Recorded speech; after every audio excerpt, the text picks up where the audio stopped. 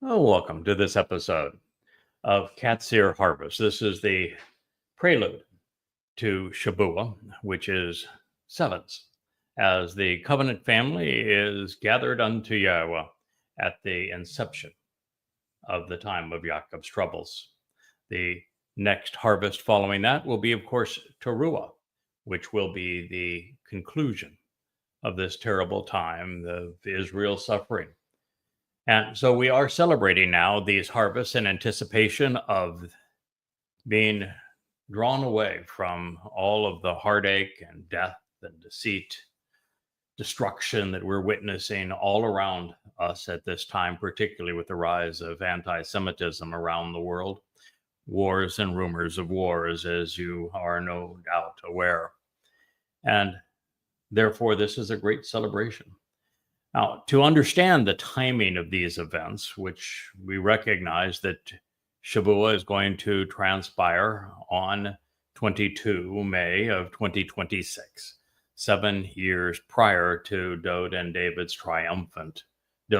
and Yahweh's triumphant return on the 2nd of October 2033, which is year 6000 Yah.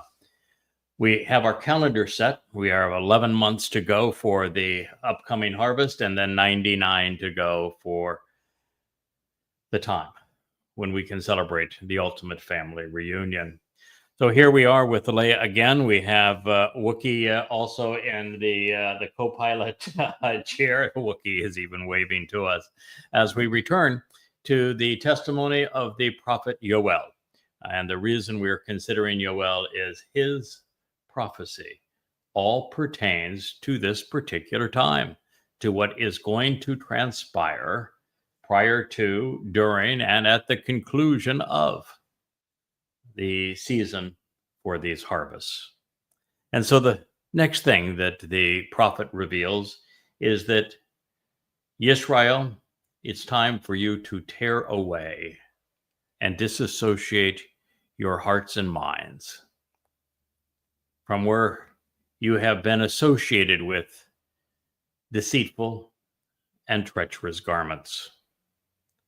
It's time to return to Yahweh, your God. Hear, hear. And one of the things that distinguishes the religious from other people, and particularly religious Jews, the Haredim, the ultra-Orthodox Jews, is religious garments. Boxes on top of heads and wrappings on arms with boxes on the backs of hands, and kippas, which are round sun disk caps on one's forehead, even weasel hats for some of them, black hats for others, mourning clothes, women who are forced to shave their heads and dress in certain kinds of specific religious apparel and prayer shawls and all of this sort of thing. Yahweh views religious dress up as being treachery. Yeah, where does it say to do this in the Torah? Nowhere. Nowhere. Show me. You know, there's an instruction to put Yahweh's testimony between your eyes and on the back of your hand. And the reason that God says you should do that is that so your actions are guided by his revelations to us, so that your perspective of the world and your understanding is made more keen, more consistent with his own when you view the world through the lens that he has provided through his testimony. You know, it's just like when God says that the tree of knowledge of good and evil was planted in the garden. Yes, it was a physical tree, but if you want to learn from it now, you ought not go out into the garden. Yeah. God, speaks of the fact that he has eyes and a hand and feet and stands among us. But these are symbolic phrases that help us understand God better and relate to him. When we are told that that Shabua is a Qatsyr and that Teruah is a Lakat, one is a harvest, the other is a gleaning, We aren't going to be out in the fields with a sickle sickle. for one and a branch to knock down the olives in the other. He calls this the first one a wheat harvest, and the second is of olives. But there aren't going to be kernels of wheat or olives taken up to heaven. Sometimes it's appropriate to think, and God's just saying your religious dress up. I mean, it's stupid. Stop it already. If you want to be in my company, you're going to have to stop the religious dress up. 100% of those playing religious dress up and playing the role of rabbi or Haredim or of Orthodox Judaism, of course, Muslims as well, have a 0% chance of being in heaven. So those who are pretending to represent God are reprehensible to him. Revolting. Indeed. And instead of this, what the prophet says, speaking for Yahweh, is return to Yahweh, Shub, Yahweh, your God. Now, in this particular case, Yahweh did not write Hashem. It does not say return to Hashem. It does not say return to Adonai. And your God was written Elohim, not E-M. Come on, folks. You're just being stupid. And it's obnoxious to remove Yahweh's name. I mean, who on earth gave you the right to remove God's name from his testimony? What, isn't that reprehensible? Why? Because you want to claim that maybe it's your own. You want to rip it from him. You want to disassociate from him. You don't like his name. You have absolutely no justification, no right to remove Yahweh's name from his testimony. It was reprehensible. It is to figure out how horrible you have been in doing that. You got no chance of returning. There is no shub without Yahweh. So if you want to continue, as I see every day on X and on Facebook, if you want to continue with the Hashem crap and the D-D idiocy, then you're going to die. The next 99 months are going to be horrific, and you are going to be among those who will not survive it. So just get that through your thick head. Deal with it as you want. I don't really care which choice you make. It's up to you. But I want you to know that God views you removing his name from his testimony as an offense so grievous. In the third statement he etched in stone, he said there will be no forgiveness for it. None. And this plain religious dress up, the second statement he etched in stone said, do not be religious. Do not be associated with anything that is religious. I'm assuming you can read, right? I mean, you can read at least the 10 statements that got etched in stone. Do you know that he introduced himself by name in the first of them? In your own language. Yeah, and it's in Hebrew. Surely you can read it, right? Why do you pretend that God is going to protect you? Why do you pretend that you're praying to God when you won't even say his name? When you pay no attention to the first three statements that he etched in stone? Return to Yahweh. Now, for him to say return to Yahweh, your God, what does that mean, Leah? Yahweh is your God. It Duh. It means that. There's something actually equally important. And Shub, return to. Choose to change your thinking. Have not come back to. Yes, you are not in I don't know you. That's correct. I don't know you. You You don't know me. That you are not in an association with God. That Absolutely you and not. God are separated. Estranged. That you are estranged. That you do not have a relationship. That's what that means. If he is asking you at this time, which is the time of Jacob's troubles between the two harvests, to return to Yahweh your God, that means you are currently estranged from Yahweh your God. Mm.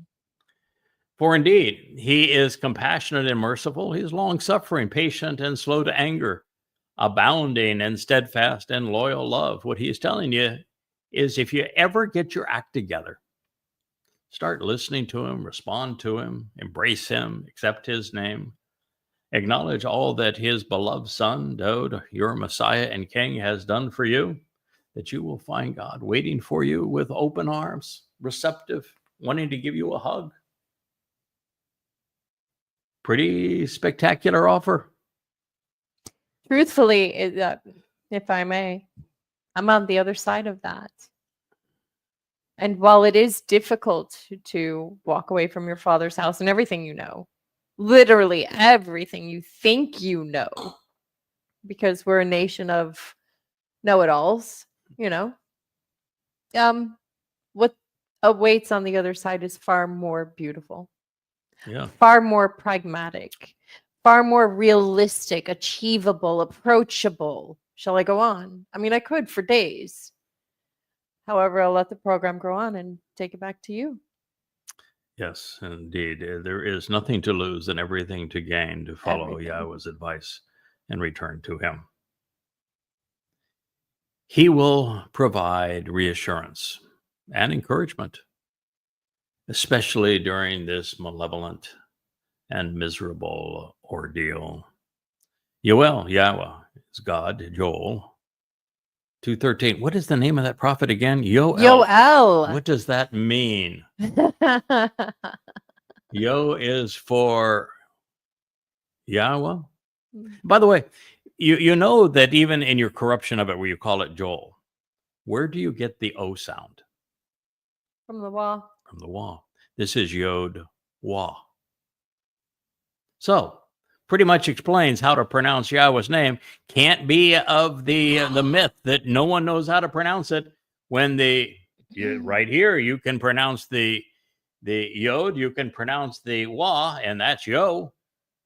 And certainly, you know that Torah gives you the pronunciation of the Hey. Where's the mystery? There is none. There is none. And even here, Ra'ah ends in the Hey sound in this very statement. So, what God is saying here is that he is speaking to you about the time of ultimate malevolence and trouble, of total calamitous circumstances. And that is the time of Jacob's troubles. It begins, it's a 7-year period. It begins on sevens, on Shabuah, which is celebrated 7 years prior to Yahweh and Dode's return, and therefore 22 May of 2026.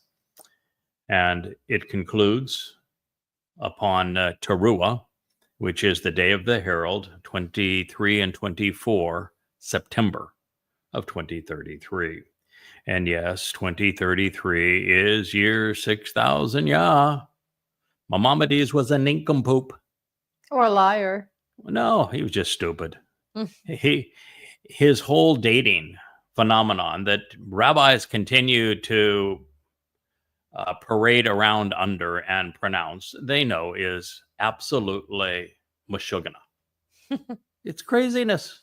Mm-hmm. He didn't base it on the Torah. I know what days everything of consequence occurred because I've studied the Torah.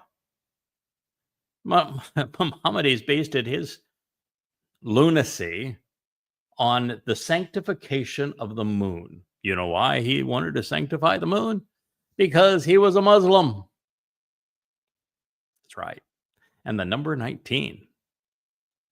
Well, the number 19 is the sacred number in Islam because of the number of surahs in the Quran. Yep.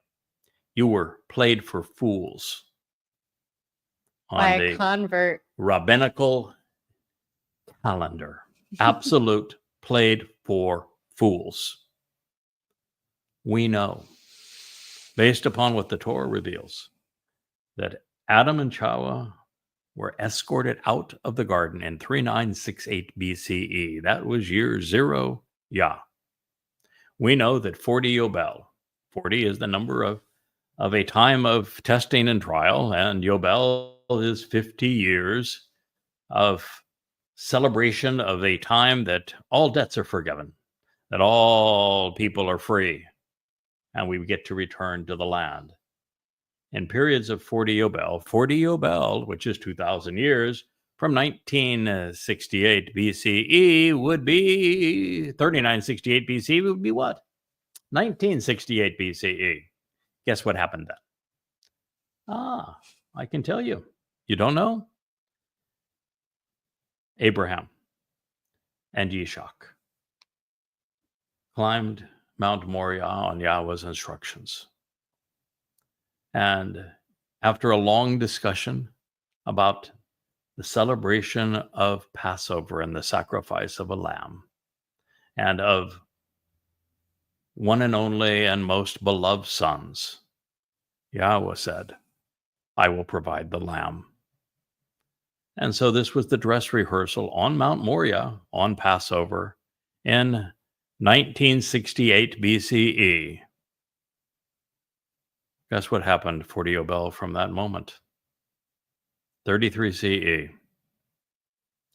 The very Son of God, David, served as the Passover lamb in exactly the same place to fulfill Pesach.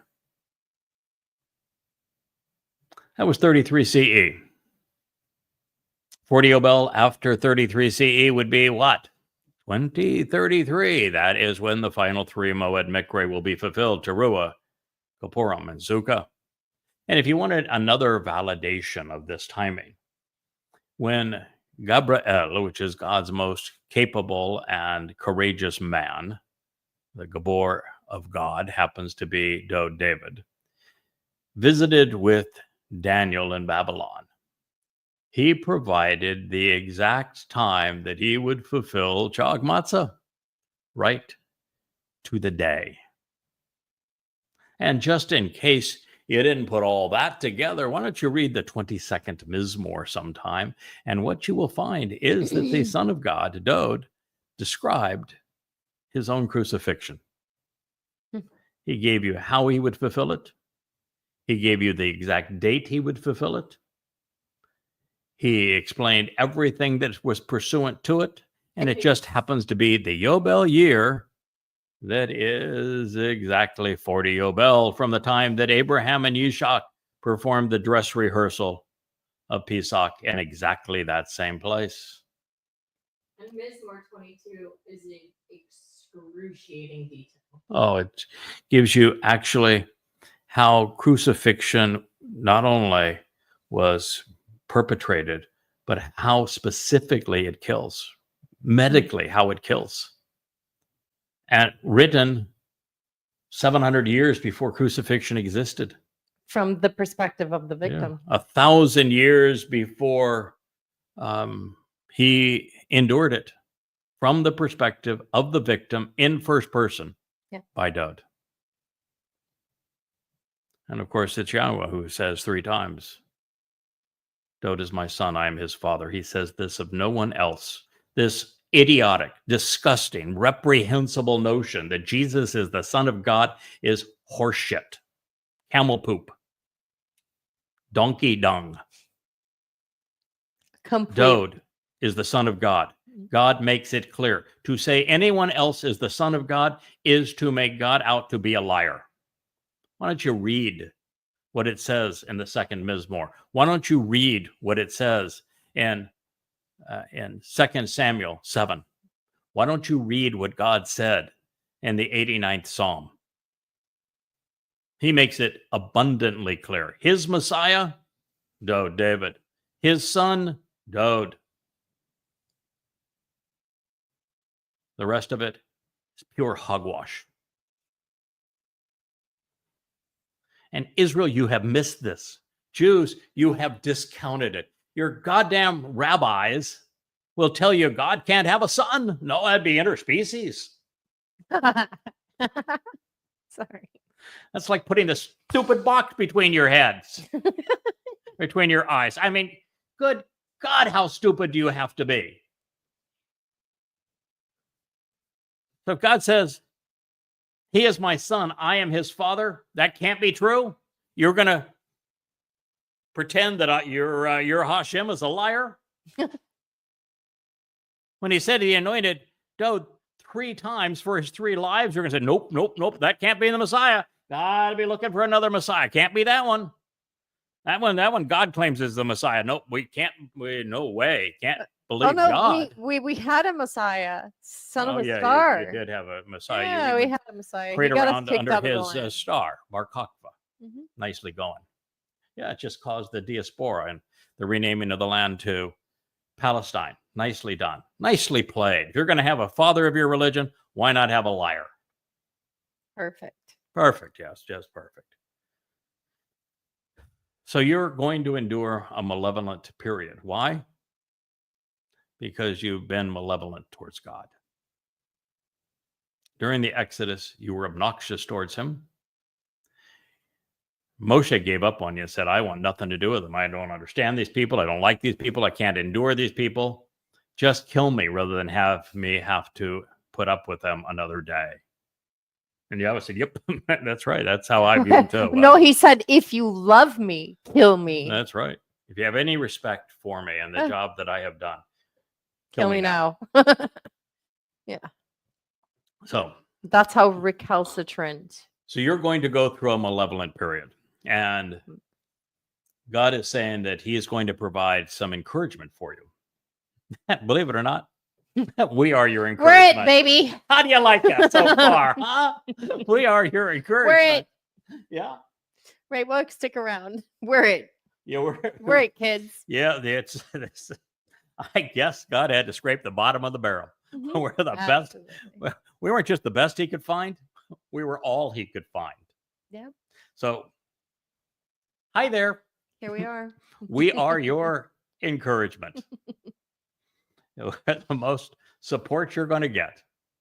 And you say, well, no, come on. God's not going to pick a person. God, you don't believe anything that God actually says, do you? Nope. You don't even pay attention to what you say. You told God to go away and to shut up and that you never wanted to hear from him or see him again. And do you recall what God said when you told him that? I agree with that. I got no problem with that. So I'm out of here. Goodbye. So if God's going to speak to you, if he's going to reassure you and encourage you, how is it going to happen? Right. He's going to pick somebody. So why didn't he pick another Jew? Well, all the Jews that he picked, you turned on. You were repulsive towards them. I mean, Daud almost crawled in a hole by the time that his life was over. You were so oppressive towards him. Moshe got so frustrated with you, he literally asked God to kill him so he wouldn't have to put up with you another day. And so the fact is that for thousands of years, there wasn't a single Yehud, not one who would listen. So God came full circle as he does on everything. He started with Goy, Adam, Chawa. Then you go to Noah and his kin. Abraham's a Goy. He's a Babylonian. Sarah, Goy. Product of 2 Goy. Guess what? Ishak is a Goy. Ishak went and married a Babylonian up there in Haran. That would mean that both Esau and Jacob were Goy. So he's just come full circle. And he's picked a man that he says is the man from Edom. That is symbolic of reunifying the family, because the family was split between Esau and Jacob. So this is where we are. You're going to encourage a malevolent time, and the best you got for reassurance is the 2 of us. So we'll make it as pleasant as we can for you. We're plenty sarcastic. We try to engage in a little humor. We know that God likes that. He likes people who are bold and blunt. So we got that going for us too.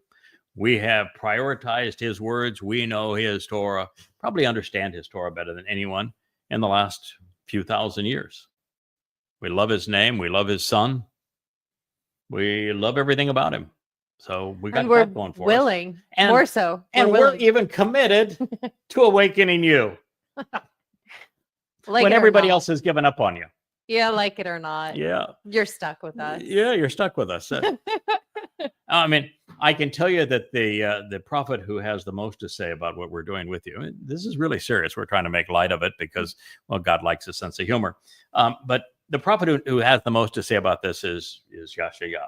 He's the one who after devoting the first 10 chapters to Israel, you are disgusting because you were religious. And so long as you're religious, God's going to view you as disgusting. So this is his solution. He's going to send the Qatsyr to you. And this Qatsyr is going to be imbued and empowered by the 7 spirits of Yahweh, including the very spirit of Yahweh. And he's going to write this Nesh, these books that you see behind me, and that those books are going to be lifted up by God himself to get your attention. And so that is the story that God is going with. That is his plan.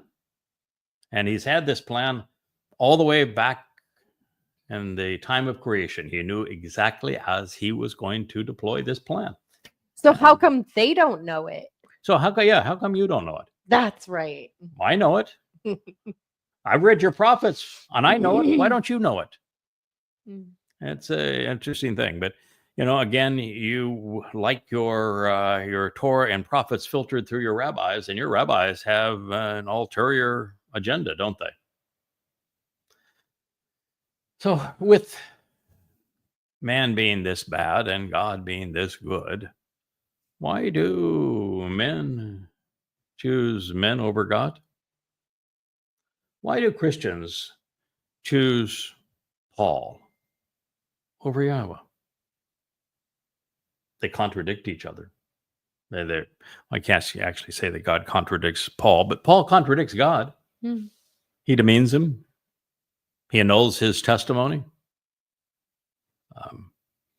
And so why would you believe Paul over God? I know. Why would you believe Akiba and Maimonides over Yahweh? Because they love the lie. Doesn't that sound stupid? And you're listening to me now. You won't even say Yahweh's name, but you sure as hell say Akiba or Maimonides. Why is that?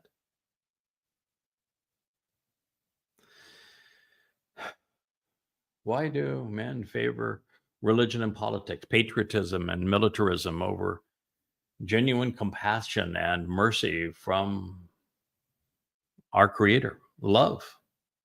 And why is it by 1,000,000 to 1 in favor of the aches and pains and disappointment of militarism and politics and religion? Why do you continue to do, Israel, not even Goyim, what you've done for the last 3,000 years when it has been miserable for you, when there is an alternative? You think that continuing to do the same thing is going to deliver a different result? Considering who we are and what we have done, why does God have to beg us to embrace him?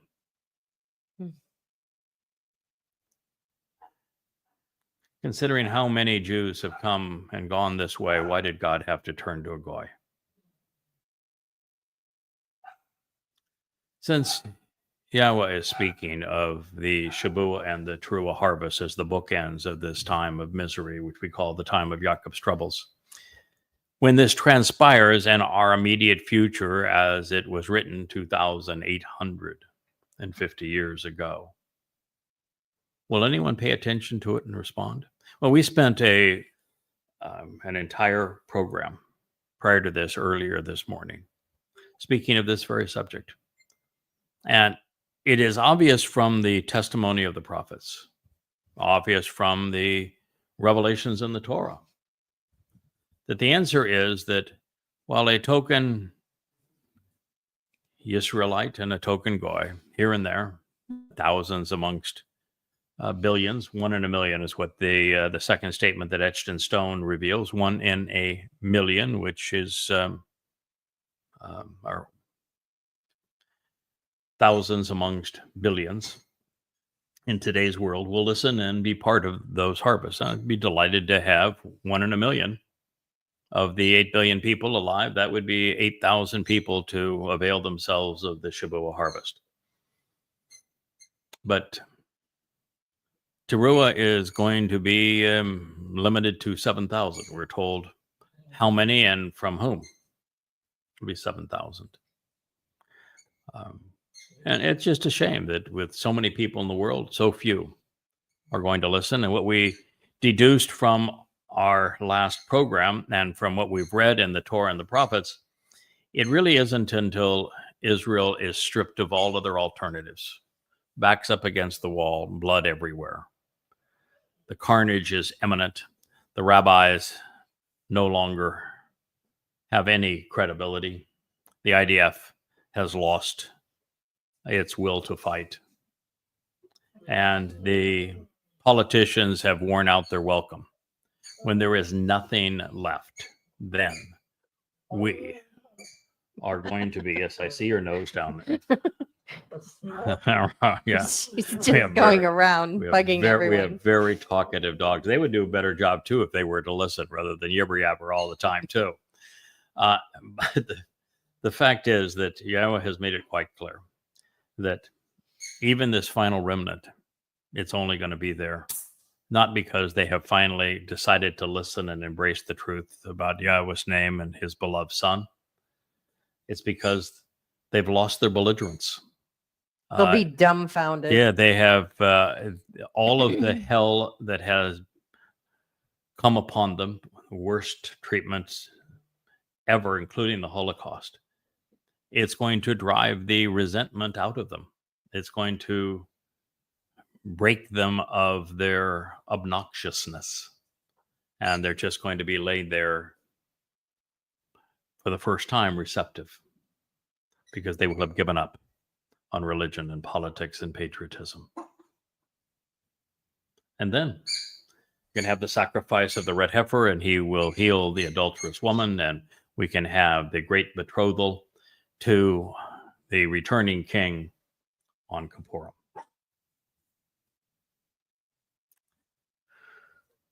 So Yahweh's prophecy will not be squandered, but it is not going to be heeded by many, but we're going to continue to do our role. This is our job, is to share all that we know with you about what's going to happen between now and then.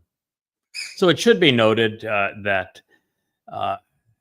from Kara, which is to sever, was scribed with an ain here rather than the more familiar aleph. Kara with the aleph is a marvelous term, one of the best in Hebrew. It means to invite, to summon, to welcome, to meet, to read, and recite. But with an ain, it is an entirely different word. And with an ain, it means to sever. So we're not being called out here or invited to read and recite. In context, God is asking his people to disassociate themselves from the troubling sadness and the malevolence that is engulfing the world as a consequence of religion and politics run amok, gone awry. And just as covenant members leave the overtly religious and political behind, the cultish, militant, and conspiratorial must disown all religious apparel and all conspiratorial, cultish, militant, religious, and political affiliations if they are to make the next end gathering. But if you're a goy, then you only have one opportunity left. Well, there's one and a half, if you will. The one is the Shabua harvest, which is both of Goyim and of Yehudim. The Teruah ingathering is of olives and only of Israelites. And the remnant of Yisrael is, of course, the remnant of Yes, Yisrael. The half of an opportunity is that there will be those Gentiles who will be gathered from around the world whose aptitude and attitudes are conducive to working around God's people and being supportive of them. And they will also be gathered in, and they will be cleansed and protected so that they can function in the presence of God. And I think that they will be given a similar opportunity to the remnant of Israel going forward, and that they will have the opportunity to embrace the covenant and Yahweh as we move through the millennial Shabbat. So the very fact is that if you look and study human history, the history of civilization, it is a river of tears and a torrent of blood. Man has been malevolent, with none worse than the Muslims led by Muhammad and beguiled by his Quran. But we should never forget how horribly Christians have treated Jews. A Christian New Testament is disgustingly anti-Semitic. Rabbis have also set a high mark when it comes to abusing and bilking their own. So it is from all of them that God is emancipating his children at this time. And today, no group is as detrimental to Israel's and to Jews as are progressives, who are at heart Marxists, particularly in academia, social media, the mainstream media, politics, and within the United Nations. Throughout the Torah and Nabi, Yahweh is emphatic about three requests. He wants Yisrael to listen. Shema Yisrael. He wants Israel to disassociate from religion. And as he just stated here, to return to him.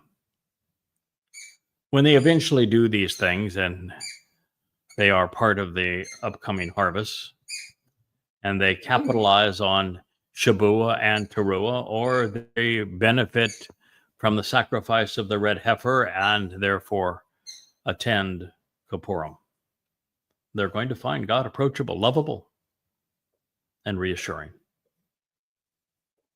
Now, truth be known, the chosen people have seldom chosen God. Over the past 4,000 years since the covenant was formed with Abraham, and at times even including the patriarch himself, the Israelites have been irascible, far more antagonistic toward God than loving. So, Leah, with Abraham, was he a model of sublime character? Hardly. What did Abraham do that was particularly reprehensible? I think he human trafficked his own wife to a couple other guys. Yeah, Twice. Mm-hmm. He pimped Sarah out twice for lammies. Yep. That's I think it's called sex trafficking today. Yes, yeah, it would be called sex trafficking. Yeah, he prostituted Sarah twice for an increased flock of lambs. That did not exactly make him a swell guy. And you look at almost everyone in God's story, and there's blemishes everywhere. And even now, we know that Moshe gave up. Actually, had a temper tantrum in opposition to Yahweh. The Moshe meltdown. Yeah, the Moshe meltdown and Dode. There are 4 or 5 times where Dode just said, "How in the world could this man make that mistake?" And yet he did. So, Israelites have been irascible and typically far more antagonistic towards God than loving. And their attitude has worsened over time. Well, that's might be an exaggeration. You were so obnoxious during the Exodus that both Moshe and God gave up on you. So I'm not sure it got worse, but it's gotten no better. Now, I share this because of the enormity of the problem it poses for Yahweh. It puts God in really in a terrible bind. You want to know how bad you put God in this place where he was pretty much devoid of options. You got us. Hi there. That's how desperate God was to solve this problem. You got us. Well, you're not so bad. At least we come with the truth. Yeah, well, God doesn't think we're so bad. In fact, he actually likes us. He likes us a lot. He's actually pleased with our performance in this regard. He says so often. Heck, when you consider how everyone else has fared thus far, including God himself, the very fact that we're still on our feet, we're still doing this, that gives God a lot of reason to be pleased that we're still engaged. Well, Israel, there are 7 Moed Mekre, 4 beyond the 3 which have been fulfilled, although you don't even know how they were fulfilled. You all think that Passover was fulfilled and that it was signified liberty for the children of Israel, and that it's a 7-day holiday. Wrong. Well, wrong at that time. Wrong about its purpose. Pesach was fulfilled in 33 CE by Dod when he served as the Passover lamb. Pesach and Mitzrayim served as a harbinger for the ultimate fulfillment. Pesach had absolutely nothing to do with liberty. It is about life. You didn't leave Mitzrayim until Matzah, which is about being disassociated from the corruption of religion and politics. And Matzah is a 7-day celebration, of which Pesach is the first day. So you got it all wrong. Congratulations. You don't even celebrate matzah anymore. It's Ingredient. It's an ingredient as part of Passover when it is according to God. Now, I don't want to go too far on this and make assumptions, but if we were to make an assumption that God knows what he's talking about, when God is saying, these are my 7 times each year that we can meet and my plan to save you from yourselves. If we were to make that assumption that he knows what he's talking about, he says that matzah is the 7-day celebration. He says that matzah is esteemed, which means it is essential. He says that matzah is kodesh, which means it's set apart as exceedingly special and unique. He says that matzah is a chag, and that it is the day, the time to celebrate. He says that matzah is this week-long celebration of our relationship with God. It is the time when Dod's nefesh soul carried our guilt away and deposited it in Sheol. That is a marvelous insight that maybe if you weren't so thick-headed, you'd be able to process. If I may. You may. Instead, Yehudim prefer to play games with the matzah, hide it between linens and do this and do that. And you know what I'm talking about. Yep. Instead of revering it for what it is, we do what we typically do by playing games, muddling it, and making it into something it's not. Yep. And that is the saddest part of all. At Pesach, Leo, yep. Who is the invited guest to every Pesach celebration that's done in rabbinical style? Who's invited? Yeah, who's invited? Who would they set a place for? A whole place setting. Somebody even runs to the door to let him in. Who is that fellow? That would be Elia. Elia. Who? Yep, they have a chair. They don't like Yah's name. So what do they corrupt it to? So they might know this fellow. Elijah. Okay, yes, Elijah, because you don't like saying Yah's name. And Elia, of course, is the flip of Yoel. Yoel means Yahweh is God. Elia means God is Yahweh. So just to keep it straight here. So both are true. So you can kind of figure this out. But what was Eliah's claim to fame? What did Eliah do that was really extraordinary? The single most important moment in his life. In fact, all of his life is about this very moment. What was it about? He had the most righteous, sharpest, sarcastic tongue towards Israel's political elite and religious elite, particularly the religious elite and the leaders of Baal, the prophets of Baal. Yeah. But the one thing that he was known to do is to vanquish the prophets of Baal by burning a what? Your bull. A We'll get bull. to the bull in a moment. Mm. The sarcasm was his style. Oh, And since he's the cutting. one person that Yahweh said, I'm taking him because I got use for him at a more important time.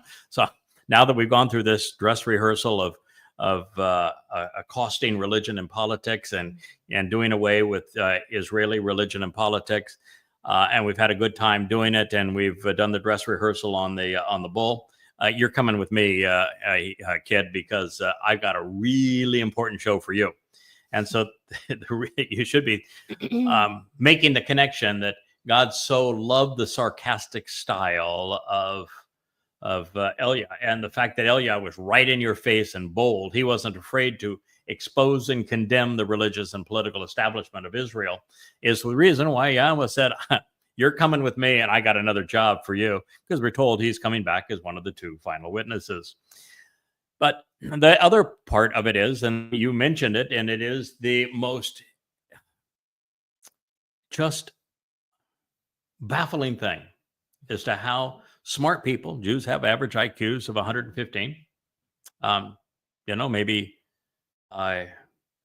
10 times dumber than I am, but nonetheless very smart. Mine's somewhere around 180, so it would be significantly better than yours. But nonetheless, it's 115's smart.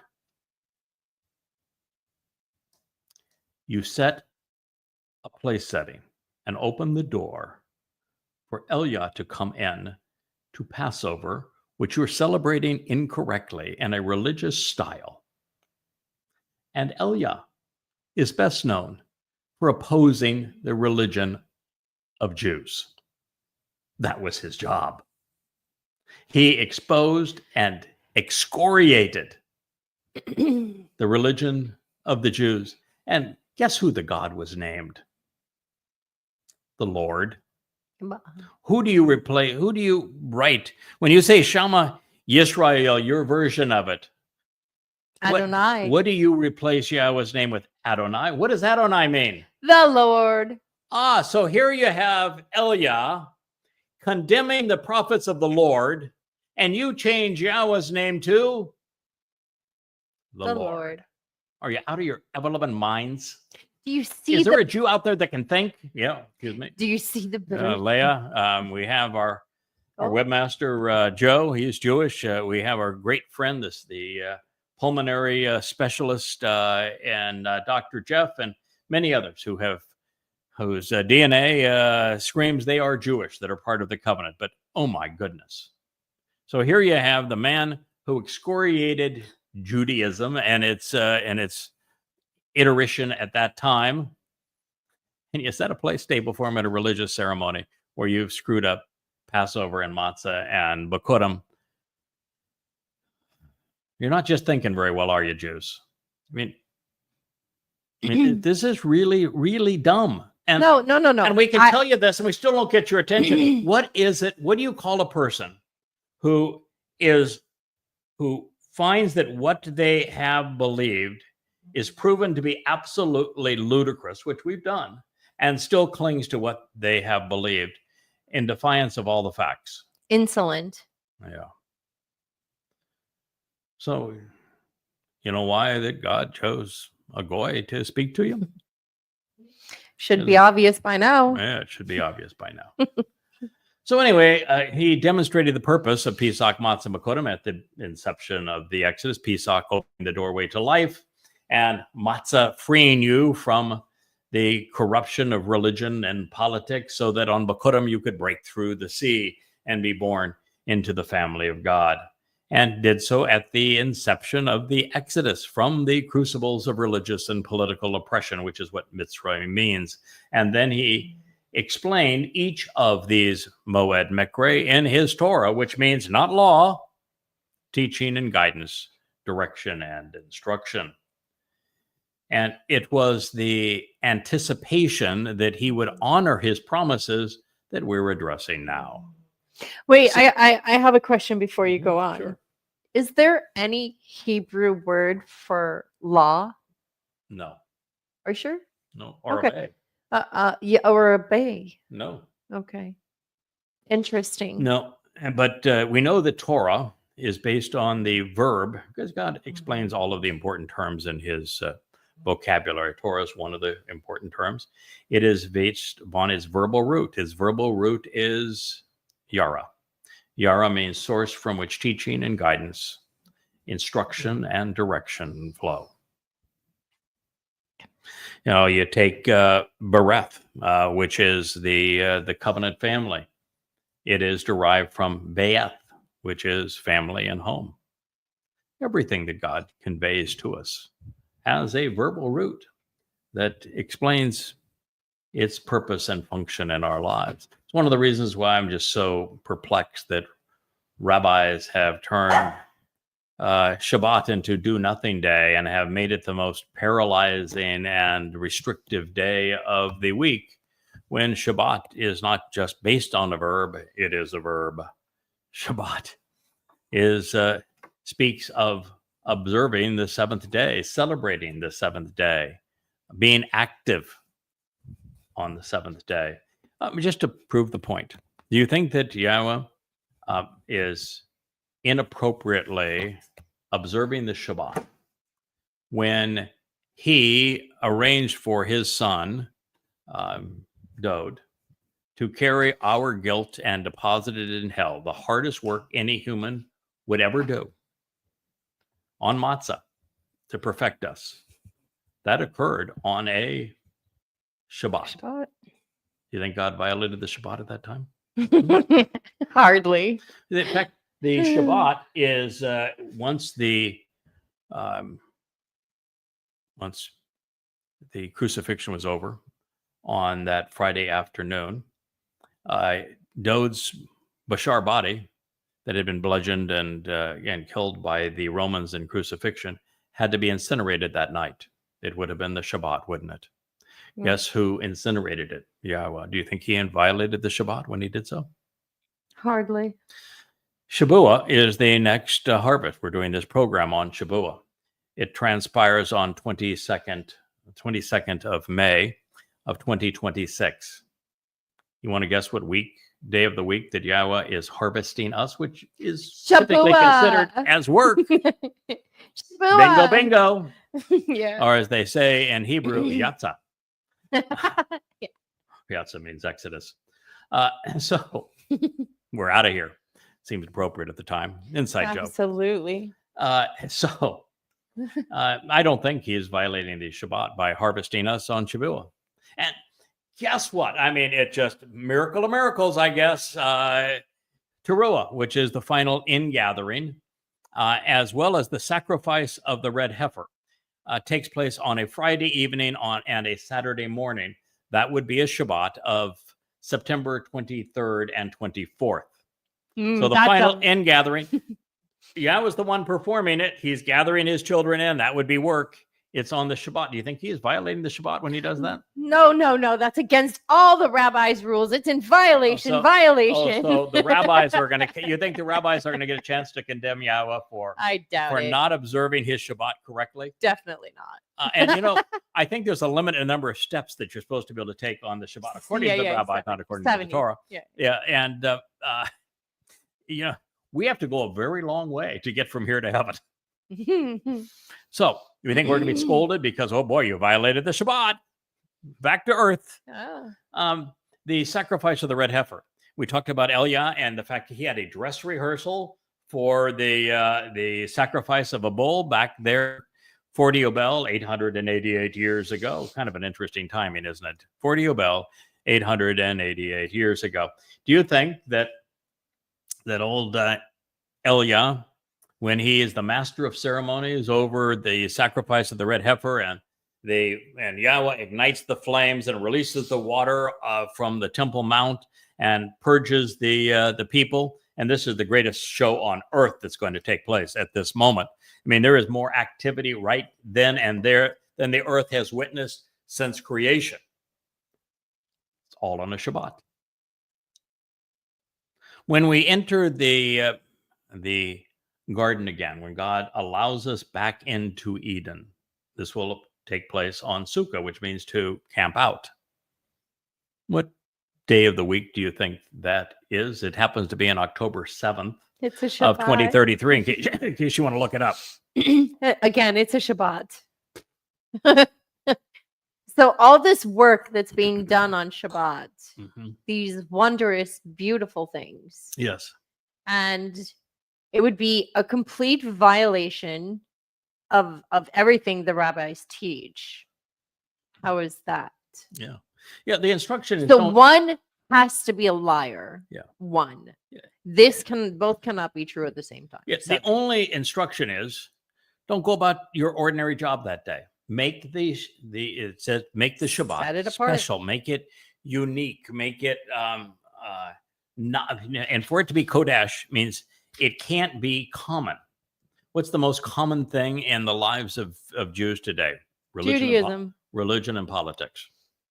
And so by making the Shabbat a religious day, you've made it common, and you violated the very instruction that God gave you, that it has to be separate and special.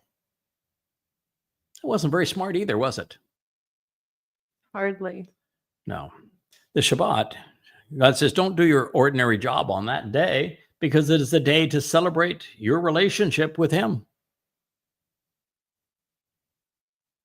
which is how he celebrates it. You know, I have found that if you emulate what God says and does, you're always in a really good place. And if God is active celebrating the Shabbat in such a way that it magnifies and glorifies and makes the relationship with him and his people and family special, then it's probably a really good idea to follow that example. Simple enough, right? So, when Dode fulfilled the first three invitations to be called out and meet the Moed Mikre in year 4000 Yah, 33 CE, it was to enable the Shabuah and Teruah harvest. We are told explicitly that the Shabuah harvest is a Bokurim harvest, which means that all of those who benefit from the Shabuah harvest will have capitalized upon what Dode did with his Bashar body fulfilling Pesach, his Nefesh soul fulfilling Matzah, so that Yahweh would bring him back to heaven, be part of his family as the firstborn. The Bakor of Yahweh celebrates firstborn children on Bakurim. And those who capitalize on that and who have accepted the 5 conditions of the covenant, they're going to benefit from the covenant, from the Mikre, and find themselves in God's presence on Shabuah. Now, I've said it so many times, we have lay on this program, that there are 5 conditions of the covenant. And the first of those is to walk away from Babel, from Babylon, from where religion and politics were integrated and celebrated together, where truth and lies were commingled. So we have to walk away from Babel. And if you want an example of that, before Yahweh made contact with Abraham, what had he done? What did Abraham do before Yahweh said hello to him? He walked away from his father's house. He walked away from, well, he actually took his father with him, Oh, but he did walk away from his father's house, but that would be true. But he walked away from Babylon. He Yeah, he disassociated from Babel, which all Yehudim and Goyim must do. If you do not come out from Babylon, you cannot be part of the covenant. First condition is to disassociate from the family of man, from religious and political corruption. The second is to walk to God and become perfect. How do we do that? Well, we've just explained it. The first 3, Moed Mikre, that Dode himself fulfilled, open the door to life.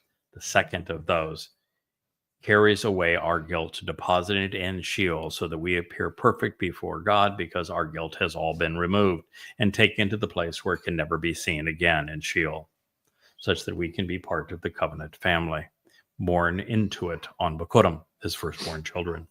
So we walk to God and become perfect. The third condition is to trust and rely on Yahweh. You cannot trust and rely upon Yahweh unless you know who he is, what he has said, what he is offering, and what he expects in return. Now, if you want to know those things, read these books. If you would prefer to hear it this way, listen to these programs. That's the request from God. It's his home. You don't have to pay any attention to it, but you're just not going to get into God's home unless you accept these first three conditions. What is the fourth? Asher knows. Asher knows. She's Asher is giving really you the answer to the fourth. Yeah, that's right. It is to closely examine, and Carefully consider. carefully consider what? The condition. Oh, the conditions of the covenant. All right. Okay, Right. yes. It must be.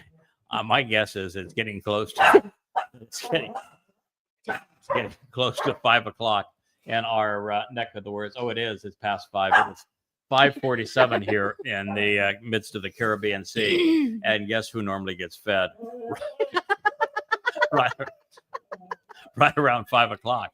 So I will finish with the conditions of the covenant. Thank goodness that Yahweh likes dogs, and that he likes a sense of humor. Because if God didn't like dogs and didn't like a sense of humor, we might get fired. Now we can't get fired because there's nobody to replace us. No one to replace. If there was, we get fired.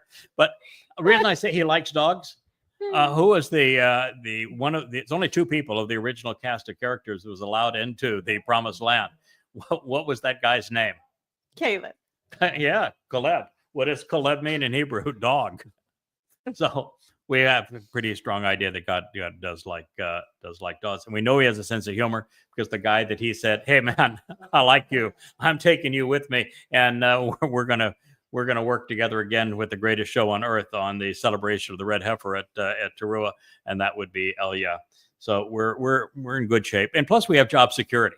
There's no one else that wanted this job, and we've been working at it now for 24 years. So you need a lot of head start to and really thick skin to catch up with where we are. Some really thick skin. Mm-hmm. Yeah, it took 23 and a half years to write these books to be prepared to do this show. So if you don't have enough time, you only have 11 months left. And oh, by the way, you'd have to be a goy to do this job because it's been assigned to a goy. So there you go. So the fourth condition of the covenant is to be especially observant, to closely examine and carefully consider the very terms and the conditions of the covenant that we are talking about, because when you do that, then you're in position to trust and rely upon Yahweh. And the fifth condition is to acknowledge the sign of the covenant, which is circumcision. As a man, we must be circumcised to participate in Pesach, Matzah, and Bekurim, and to be part of the covenant. The intent is to show on the part of the male anatomy that is used to conceive children to be part of a growing family, to do the very thing that the covenant was conceived to do, to conceive and raise children, to love children, to share your lives with them and to teach them. Well, that part of the male anatomy that makes contact with the beloved woman is to be snipped, cut. Why cut? Because the covenant is separate. It is also Kodesh. It is set apart. And we are cut into it. All things, man, all things that are common on earth. We are cut into this agreement, and it is cut and therefore set apart from the things that are common unto man. Those are the 5 conditions of the covenant. The 5 benefits of the covenant are all fulfilled through those first 3 Moed Mikre, which Dode honored in 33 CE. They are Pesach, to be immortal, Matzah, to be perfect, and then on Bekurim, to be part of God's family, enriched and empowered by him. Well, we'll pick this up in our next program. We're delighted to have 2 shows in a row with the beautiful Leah. Makes it a whole lot more fun for me. And so one of the great results of this morning is we were having some angst over how tough this audience is, that, it's appropriate that we do this together, that we can support one another in this and have some fun with it, and actually go to the Elia style of delivery so that it's as enjoyable as it can be for all of us. Well, thank you for listening. We'll be with you again tomorrow. May Yah bless you all. This has been an episode of the Yahweh Blog.